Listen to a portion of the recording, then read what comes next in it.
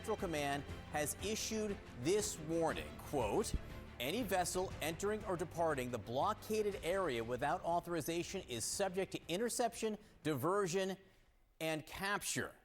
Now, the U.S. has said they are focused on Iranian ships or ships leaving from Iranian ports. President Trump ordered the blockade after talks between the U.S. and Iran hit a wall in Pakistan.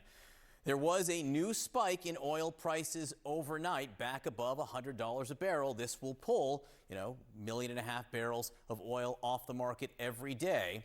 In an extraordinary admission, the president told Fox that gas prices might not drop before the midterms or could even be higher. CNN's Clarissa Ward monitoring the Strait. She's in Riyadh in Saudi Arabia. We're going to start at the White House with CNN's Elena Treen for what the White House is saying and planning here, Elena. Yeah, look, we're fast approaching this 10 a.m. Eastern deadline, John, that President Trump had set for this blockade. And just monitoring what's been going on in the ground in Iran, I think it's pretty clear that traffic in the Strait of Hormuz has been thinning out. We've heard from shippers saying that they don't plan to put tankers there.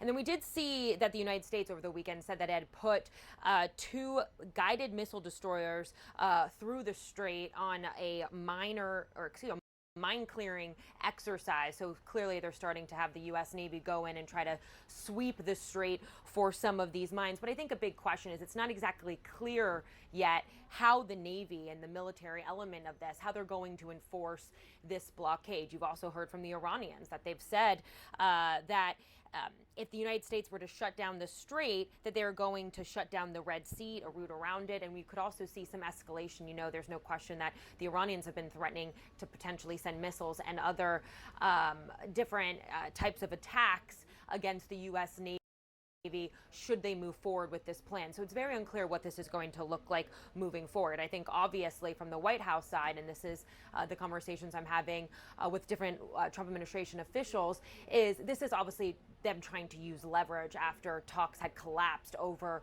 the weekend in Pakistan. They're trying to prevent the Iranians from sending any of their ships or any ships that they had previously approved through the strait. Of course, that's a way that the Iranians make money here, to try and add another stranglehold, economic stranglehold, I should say, from the U.S. onto the Iranians. But again, it's not clear what this is going to lead to and what next steps are. I will say as well that even though we saw negotiations over the weekend kind of collapse in Islamabad, officials are still leaving open the door that negotiations are still possible. So there are 2 different kind of outcomes we could potentially see. We could see a major escalation of military power here between Tehran and Washington, or we could potentially see this lead to more negotiations. It's just unclear at this point in time.